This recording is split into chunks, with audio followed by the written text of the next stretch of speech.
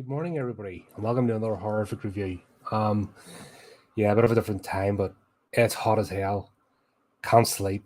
It's in the UK here. It's really bad. It's super muggy, and there's no air or anything. So, thought I might as well make best use of time and talk about a movie. So, if you remember my last unboxing, I got the book by Joe Hill Horns. It's been a while. I think I saw the movie when it first came out back in 2013. I'll not lie, I can't remember much about it at the time. I might have had a few beers beforehand and just stuck it on and didn't really take it in. It's been that long, but just watched it there again just to compare between the book and the movie and sort of get my thoughts about it. All in all, the movie's a good adaptation. Of course, as with every book, there's always deviation from the original, but I think if they tried to make the book into a movie, it'd be like 5 hours long. Joe Hill goes into like a lot of detail and back and forward. So, premise of the story is we're in a small town. Egg's the main character. He's busy being accused. The book, both the movie and the book pick up slightly different places, but essentially, Egg's been accused of murdering his girlfriend Marin. The whole town's rocked by it. It seems to be quite a religious place, close knit. Everybody knows each other. We've all grown up together. Egg and Marin have been busy dating since they were kids, like early teenage, even before that, like 11, 12, something. I mean, they've been dating all their lives or getting into adulthood. And then they have a fight and break up, and that's where everything kind of goes to shit, to put it bluntly. Marin's found dead in the woods, and obviously he's a prime suspect because he went and got drunk. He was the last person seen with her, so to speak, that had an argument. And that's what this all kicks off. But the thing that, the whole tone of the story is basically he grows a set of horns. What that then does is gives him ability that people essentially disclose their truths to him, just their deepest, darkest secrets, and gives them a power. People see the horns and then forget about them the minute they turn away, and forget their encounter with him. So essentially he has powers. So what he then does, goes on a quest to basically find out what happened to Marin. Difference between the books and the movie, right? So where the movie picks up, which is a bit strange, is he's still on trial. And, he hasn't been tried yet. In the book, it picks up after this has all happened. So he's already been tried, found innocent, inclusive evidence. And he's trying to basically pick up his life and live, and he's like a broken man, so to speak. That's where it's kind of, strange. He's checked up with Glenna, one of their old friends, and that's kind of how things come to the surface, because when he wakes up one morning blind drunk, the horns and sheets starts disclosing all her deepest, darkest secrets to him. They changed her character a bit for the movie, a bit more sympathetic, but that's movies for you. Didn't hate it, I had sympathy for her character in both iterations. And trying to think what else. Sorry, I'm just doing this off the cuff. It's flipping so hot in here, and you see that, I've wiped my brow so many times. It's hard to think sometimes. What else? The back and forward of their childhood friends, very truncated in the movie.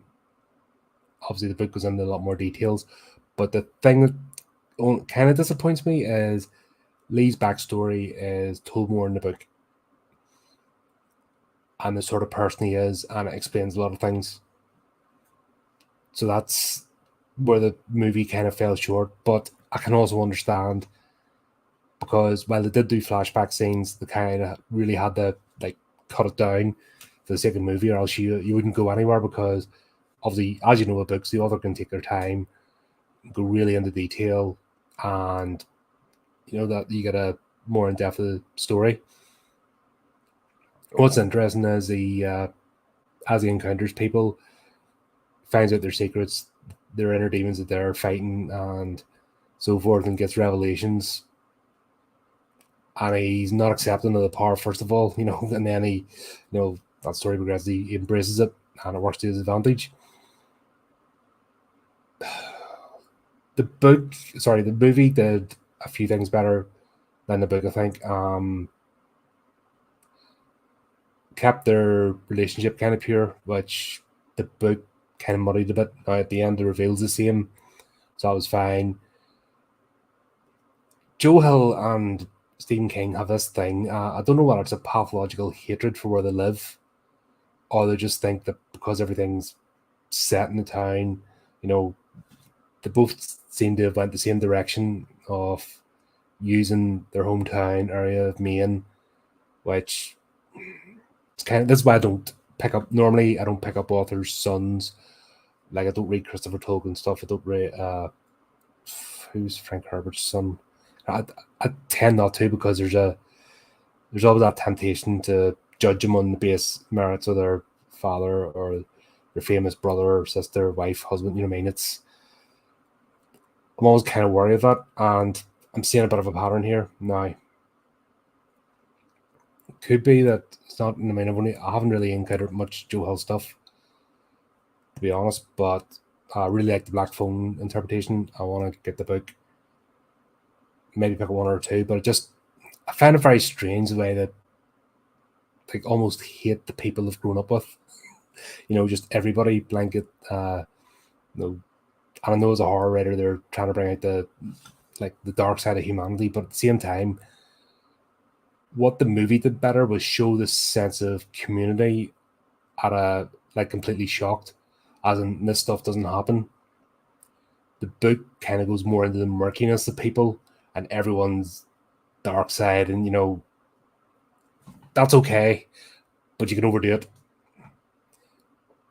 where you may come across yourself as a bit bitter, mean-spirited, and if you do that too much, it becomes your own pathological mentality as opposed to what you're trying to show out. So that's what kind of taking that. I hope all his books aren't like that, and he just doesn't follow his. Because if he just following his father's pattern, then it's going to be disappointing. Because he's a good writer. You know what I mean? He writes a really good story, and he has his own flavor, as opposed to Stephen King, which is good. And he should maybe have the confidence to trade more of it. But then, like I said, I'm not very experienced with him as a writer, so what I've experienced so far, I've enjoyed. But I'm just saying that trap he could be falling into. So correct me if you think I'm wrong, or if you've read more Joe Hill stuff than I have. Let me know what your take is. It's not an attack, just an observation. So don't get too upset. Where else did they go? The weird thing about the friendships, the thing with Lee and his brother didn't show his brother to be, his brother was definitely more egotistical in the book. That made him more sympathetic in the movie. Meatbag, definitely more sympathetic in the movie. I mean? Like I said, that's the thing. He's actually a likable character, and the movie does a better job of the community in shock. That you feel sympathy for the community and what happened. And then the fact is, we're not too sure at the very beginning. I mean, we're kind of thrown into this world. The book does a better job, obviously, it cushions you into it and kind of know what's going on. In the movie, if you're not familiar with the book, you're kind of a bit like, whoa, you just jump straight in. I thought there was a rule, press hounding somebody while the trial's still going on. I thought there was rules in America as well about, interfering with witnesses and stuff. So that was a bit hard to digest. If it had started at the same point after the trial and all was done, it would have made more sense, because it didn't really add or take out anything away from the story. Because it was still there. Still there. They all thought he was guilty. I didn't see the benefit of where they started the story, so that kind of took me away from it a bit. But there you go. That's that. The ending is 2 encounters with Lee was interesting. It's more drawn out in the book, and he comes a cropper. The first time The second part of the book I thought was more convoluted. I thought the movie did a better job of tying the plot up and the encounter, and including his brother and that. Definitely did a much better job. They completely changed Lee's character. In the book, he's a senator's sort of aide. Does a social media like press officer or something, and he has his own security and that. And I think they're much more. I think they're older in the book, slightly older anyway. They seem to be quite young in this. One almost just out of teens, so that kind of makes it a bit. I think in the book, a lot more times passed, as opposed to this is basically happening straight away. Because yeah, they're talking about the vigils they have. It's like every year, so it's been going on for a while in the books, which kind of makes more sense. I suppose in the movie they want to use younger actors. Correct me if I'm wrong, but I think this was Daniel Radcliffe's first like movie after the Harry Potter stuff. Possibly I know he's doing plays and all, but I think this is his first movie. So it was strange with him seeing the American accent and stuff, but all in all, good performance. I think he's the only actor out of like the whole Harry Potter thing that was, one of the new child actors actually done anything decent since. And he's done some strange movies. Like I don't think he's the only one that hasn't disappeared up his own backside, and he just drama stuff and does weird quirky movies, which is cool. You do you, mate. You know what I mean? I don't think he tries to be like super box office hit. He just does what he enjoys, so that's nice. But I think that's why they're all younger in this, just because of the casting. I don't like the way in the book he treats the snakes. And this was a lot more sympathetic. The snakes were just disposable. Like I said, they're showing the town to be rotten, and that just seems to be the trait. I hope it isn't. Like I said, I hope it is not. Sorry, I'm starting to repeat myself, but hopefully, it's just a one-off with the book. The CGI snakes never look good. They haven't got it right yet. They look awful. They always looked awful. Any movie with snakes or CGI, I haven't seen one yet that looks good. Just one of those things that just looks horrible and fake. It's good to mix up real snakes with it as well, but it just seems a bit strange that they're all like pythons and non-native species. But I suppose that's what you can get. That's really it. I don't want to labour too long on this one. And also it's like flipping near 2:00 in the morning here, so I don't want to be going on too loudly. But just thought I'd share it with you. The movie's definitely worth seeing. It's an enjoyable movie. It doesn't take away from the book.